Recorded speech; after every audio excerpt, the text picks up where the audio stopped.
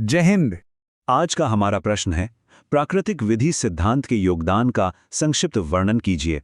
प्राकृतिक विधि और सुस्पष्ट विधि के अंतर को भी स्पष्ट कीजिए। और इंग्लिश में कहें तो briefly explain the contribution of natural law theories, explain the difference between natural law and positive law also. तो चलिए इस बेहद जरूरी सवाल को परत दर परत समझने की कोशिश करते हैं। अच्छा, तो सबसे पहले प्राकृतिक विधि यानी नेचुरल लॉ का सबसे बड़ा, सबसे मूल योगदान क्या है? अगर इसे एक लाइन में समझना हो तो वो ये है कि इसने कानून के शरीर में नैतिकता और आदर्शों की आत्मा फूंकी है। इसने हमें सिखाया कि कानून सिर्फ वो नहीं है जो किताब में लिखा है, बल्कि कानून को नैतिक, न्यायपूर्ण और सही होना चाहिए। मतलब ये कानून को जैसा वो है से जैसा उसे होना चाहिए कि एक ऊंची कसौटी पर परखता है। अब यहाँ एक बहुत ही मजेदार बात सामने आती है। प्राकृतिक विधि का जो सिद्धांत है ना, उसका एक दोहरा चरित्र रहा है। सोचिए, ये एक ऐसा औजार है जिसका इस्तेमाल इतिहास में दो बिल्कुल उल्टे कामों के लिए किया गया। कभी व्यवस्था को बनाए रखने के लिए, तो कभी उसी व्यवस्था को उखाड़ फेंकने के लिए। चलिए इसे दो महान विचारकों हॉब्स और लॉक के उदाहरण से समझते हैं। एक तरफ थॉमस हॉब्स थे। उन्होंने इसी नेचुरल लॉ का सहारा लेकर कहा कि समाज को अराजकता से बचाने के लिए राजा या शासक के पास सारी शक्तियां होनी चाहिए और सबको उसकी बात माननी चाहिए। मतलब उन्होंने इसका इस्तेमाल स्टेटस को यानी मौजूदा व्यवस्था को मजबूत करने के लिए किया। वहीं दूसरी तरफ जॉन लॉक आए। उन्होंने भी नेचुरल लॉ की ही बात की, लेकिन कहा कि हर इंसान के पास कुछ प्राकृतिक अधिकार हैं, जैसे जीवन, स्वतंत्रता और संपत्ति का अधिकार। और अगर कोई सरकार इन अधिकारों को छीनती है तो लोगों को उस सरकार के खिलाफ क्रांति करने का भी अधिकार है। देखा, एक ही सिद्धांत और इस्तेमाल बिल्कुल एक दूसरे के उलट। पर ये सिर्फ किताबी बातें नहीं हैं। प्राकृतिक विधि के विचारों ने दुनिया भर की कानूनी व्यवस्थाओं की शक्ल बदल दी है। चलिए देखते हैं कि इस फलसफे ने असल दुनिया में क्या-क्या बदलाव किए। सबसे पहले अमेरिका चलते हैं। वहां के संविधान में ड्यू प्रोसेस ऑफ लॉ का सिद्धांत है। ये कुछ और नहीं बल्कि प्राकृतिक न्याय का ही एक रूप है। ये कहता है कि कोई भी कानून बस बना देना काफी नहीं है। उस कानून को और उसे लागू करने की प्रक्रिया को निष्पक्ष, न्यायपूर्ण और तर्कसंगत होना ही पड़ेगा। ये सीधे सीधे प्राकृतिक विधि के उस विचार से निकला है कि कुछ न्याय के सिद्धांत हर हाल में लागू होते हैं। अब बात करते हैं इंग्लैंड की। वहां से हमें मिला रूल ऑफ लॉ यानी विधि के शासन का सिद्धांत। इसका सीधा सा मतलब है कि कानून ही सबसे ऊपर है। कोई भी इंसान, चाहे वो राजा हो या प्रधानमंत्री, कानून से बड़ा नहीं हो सकता। ये विचार भी प्राकृतिक विधि की ही देन है, जो कहती है कि न्याय की नज़र में सब एक बराबर हैं। और अब आते हैं अपने देश भारत पर। हमारे संविधान के अनुच्छेद 21 में लिखा है, प्रोसीजर एस्टैब्लिश बाय लॉ। शुरुआत में ए.के. गोपालन बनाम मद्रास राज्य के केस में सुप्रीम कोर्ट ने इसका बहुत संकीर्ण मतलब निकाला था कि बस कानून में लिखी प्रक्रिया का पालन हो जाए काफी है। लेकिन फिर आया मेनका गांधी बनाम भारत संघ का वो ऐतिहासिक फैसला, जिसने सब कुछ बदल दिया।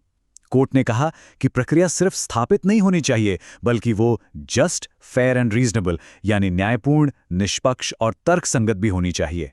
इस एक फैसले से हमारे सुप्रीम कोर्ट ने प्राकृतिक न्याय के सिद्धांतों को अनुच्छेद 21 का एक अभिन्न अंग बना दिया। ये भारत में नेचुरल लॉ के प्रभाव का सबसे बड़ा सबूत।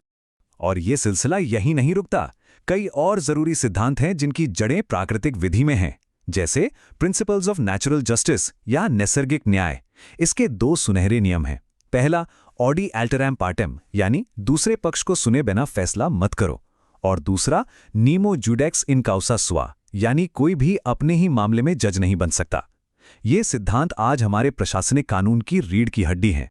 यहाँ तक कि अंतर्राष्ट्रीय कानून, जिसे हम इंटरनेशनल लॉ कहते हैं, उसकी नींव भी प्राकृतिक विधि के सिद्धांतों पर ही रखी गई है। सोचिए, जब अलग अलग देशों के ऊपर कोई एक विश्व सरकार नहीं है तो उनके बीच के रिश्ते कैसे चलेंगे। यहीं पे हुगो ग्रोटियस जैसे विद्वानों ने कहा कि कुछ नैतिक सिद्धांत जो तर्क और विवेक पर आधारित हैं, वो हर देश पर लागू होते हैं और यही अंतर्राष्ट्रीय कानून का आधार बनते हैं। और अब बात करते हैं प्राकृतिक विधि के शायद सबसे शानदार योगदान की, और वो है आधुनिक मानव अधिकारों यानी ह्यूमन राइट्स की बुनियाद तैयार करना। व्यक्तिगत स्वतंत्रता का जो पूरा विचार है वो यहीं से पैदा हुआ। देखिए ये सफर कितना दिलचस्प है। सबसे पहले एक विचार आया प्राकृतिक विधि का।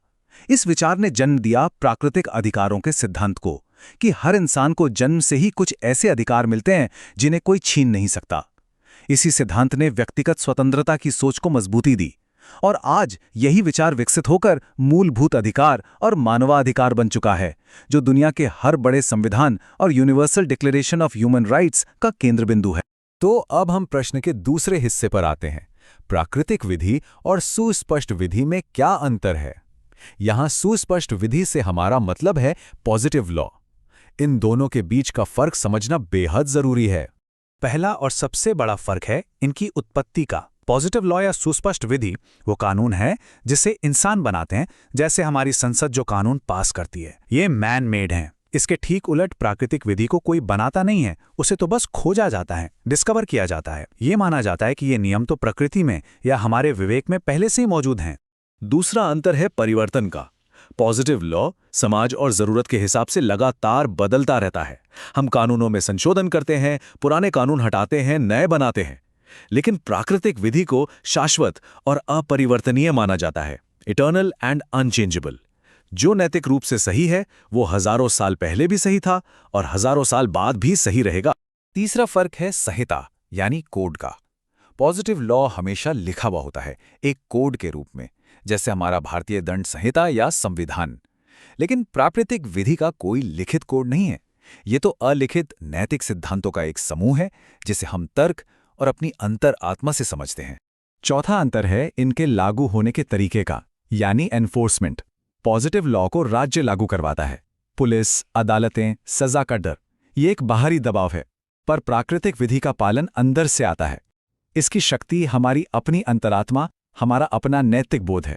इसका पालन हम इसलिए करते हैं क्योंकि हमें लगता है कि ये सही है, इसलिए नहीं कि कोई हमें सजा देगा। और पांचवा, शायद सबसे गहरा अंतर है वैधता की कसौटी का। पॉजिटिव लॉ की दुनिया में अगर कोई कानून सही प्रक्रिया से बना है तो वो वैध है, भले ही वो कितना भी क्रूर या अन्यायपूर्ण क्यों ना हो। इसका सबसे भयानक उदाहरण नाजी जर्मनी के कानून थे। वहीं प्राकृतिक विधि कहती है कि ये बकवास है। सेंट ऑगस्टिन ने कहा था, लेक्स इनजस्टा नॉन एस्ट लेक्स, यानी एक अन्यायपूर्ण कानून असल में कानून है ही नहीं। प्राकृतिक विधि के लिए किसी भी कानून की असली वैधता उसकी नैतिकता में है, ना कि उसे बनाने की प्रक्रिया में। तो आखिर में हम क्या कह सकते हैं?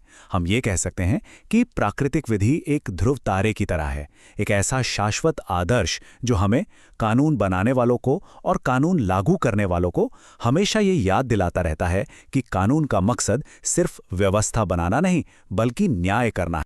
ये कथन इस पूरी बात का सार है। कॉमन लॉ, कैनन लॉ, संवैधानिक विधि और अंतर्राष्ट्रीय विधि, ये सब समय के साथ बदल सकते हैं, लेकिन प्राकृतिक विधि शाश्वत और अपरिवर्तनीय है। और यही इसकी खूबसूरती है। इंसानों के बनाए कानून बदलते रहेंगे, लेकिन न्याय और नैतिकता के जो बुनियादी सिद्धांत हैं वो हमेशा हमारा मार्गदर्शन करते रहेंगे। अगर आपको विधि के सिद्धांतों का ये विस्तृत विश्लेषण उपयोगी लगा तो अपना समर्थन दिखाने के लिए इस प्रस्तुति को लाइक करें, और कानून से जुड़े ऐसे ही जटिल विषयों को सरल भाषा में समझने के लिए हमारे चैनल को सब्सक्राइब करना न भूलें।